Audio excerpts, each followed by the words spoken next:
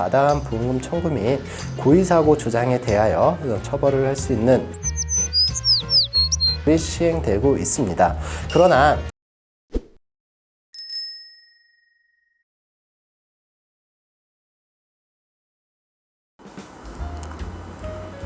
안녕하십니까. 부부손해사정사입니다. 오늘은 이제 보험업 전반에 걸쳐 굉장히 파급력이 클 수 있는 부분에 대해 살펴보도록 하겠는데요. 끝까지 시청해 주시고 좋아요, 구독, 알림 설정 부탁드리도록 하겠습니다. 얼마 전 이제 보험회사가 보험금 후려치기를 하는 것을 막기 위해서 손해사정서에 보험금 산정 근거를 필수적으로 기재하도록 세부 업무 기준이 신설된다고 기사가 나왔는데요. 보험회사는 소비자로부터 보험료를 받고 보험사고가 발생한 경우 보험금을 지급하게 됩니다. 따라서 이제 보험회사 입장에서는 보험금을 적게 주면 줄수록 이익이 발생하게 되는 것인데요. 이에 당연하게도 보험회사는 이제 보험금을 적게 주기 위한 연구를 할 수밖에 없게 됩니다. 보험금 청구 액수가 크거나 혹은 이제 보험에 가입한 지 얼마 되지 않은 경우 등에서 보험회사는 손해사정 업체에 위탁을 하여 보험사고에 대한 조사를 하게 됩니다. 이러한 위탁 업체를 흔히들 서베이 업체라고 업계에서 얘기를 하는데요.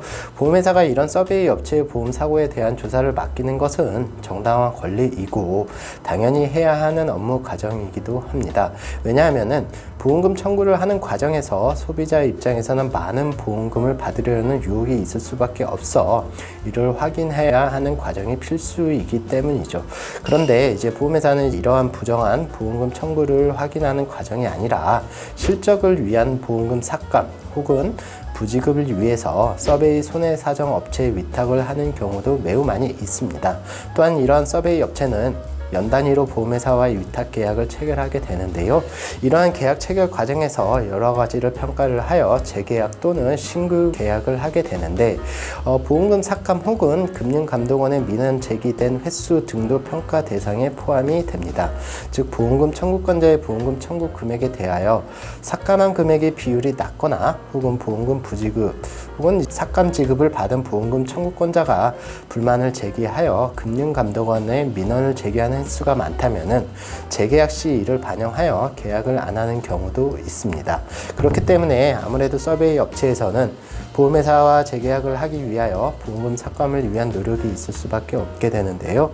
이를 방지하고자 금융당국 및 국회에서 법안을 개정하겠다는 것입니다. 우선 이제 금융당국의 이제 발표 내용을 볼 텐데요. 금융당국에서는 서베이 손해사정 업체가 손해사정을 한 후 작성하는 손해사정서에 손해액 또는 보험금 사정에 영향을 미친 중요 근거 및 결과 등 중요사항을 반드시 기재하도록 필수 기재사항을 구체화하도록 하였습니다.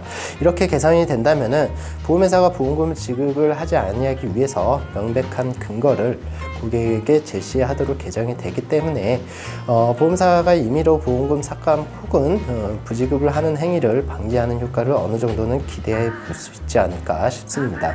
또한 이제 손해사정 업무를 수행한 손해사정사 및 보조인의 인적사항을 손해사정서에 기재하도록 하였는데요. 아무래도 이제 손해사정을 하는 사람 입장에서 본인의 인적사항이 공개된다면은 보다 책임감 있게 조사를 하여야 하기 때문에 일종의 무언의 압박을 받을 수 있는 효과가 있어 공정한 손해사정을 기대할 수 있을 것으로 보입니다. 그리고 이제 국회에서도 손해사정과 관련하여 법안이 발의가 되었습니다. 현재까지는 보험금 청구권자의 과다한 보험금 청구 및 고의사고 조장에 대하여 처벌을 할 수 있는 보험사기 방지 특별법이 시행되고 있습니다. 그러나 이는 이제 보험금 청구권자에 대한 처벌에 대한 부분만 규정이 되어 있어 보험회사의 사기 행위에 대하여 처벌할 수 있는 근거가 없다는 사실에 대해 비판이 많이 있었는데요. 이에 국회의원이 발의한 내용에서는 보험금을 삭감하거나 보험금을 지급하지 아니할 목적으로 보험 관계 업무 종사자로 하여금 이미 발생한 보험 사고의 원인, 시기 또는 내용을 조작하거나 피해의 정도를 축소하도록 하는 행위를 금지하고 다른 보험 관계 업무 종사자로 하여금 보험금 지급 심사 또는 손해사정 업무를 객관적이고 독립적으로 수행할 수 없도록 하는 행위를 금지하도록 하였습니다. 보험 소비자 입장에서는 굉장히 좋은 취지의 법안 발의 내용인 반면에 보험회사 입장에서는 당연히 안 좋은 내용이 될 것 같은데요. 그런데 이러한 법안이 발의가 되었다고 해서 보험회사의 부당한 보험금 지급 행위가 사라지기에는 여러 가지 넘어야 할 산이 있다고 보입니다. 첫째로 이제 법안이 발의가 되었다고 한들 국회에서 통과가 되어야 하는데요. 과거 보험회사에게 불리한 내용의 법안이 발의가 되었음에도 불구하고 통과가 되지 아니한 점을 볼 때 과연 이런 법안 발의가 통과가 될지도 의문이고요.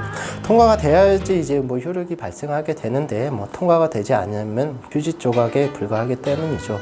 둘째로 이제 통과가 된다 한들 과연 이제 실효성이 있을까라는 의문이 듭니다. 왜냐하면 손해사정업자가 손해사정 업무를 독립적으로 수행하는 과정에서 보험회사가 이를 방해했다는 증거가 있어야 하는데 현실적으로 이게 가능할지가 좀 의문이고요. 또한 이제 굉장히 중요한 문제가 또 있는데요.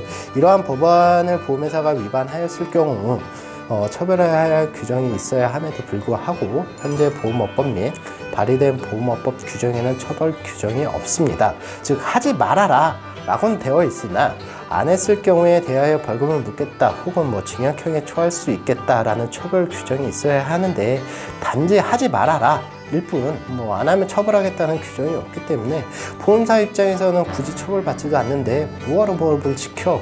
라고 할 수도 있기 때문입니다. 일단 이제 보험 소비자를 보호하기 위한 취지가 시작하였다는 점에는 긍정적이긴 하나 아직도 꽤나 부족해 보이는 것도 사실입니다. 따라서 처벌 규정 등을 제정하여 보험회사에 잘못된 행위가 있을 경우 보험사기 방지 특별법과 같이 처벌할 수 있도록 하여야 좀 더 투명한 보험 제도가 유지가 되지 않을까 싶습니다.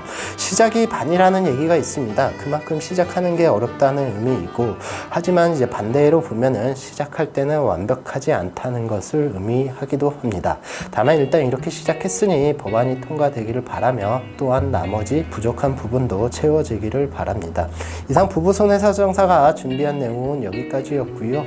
끝까지 시청해주신 시청자 여러분 감사합니다.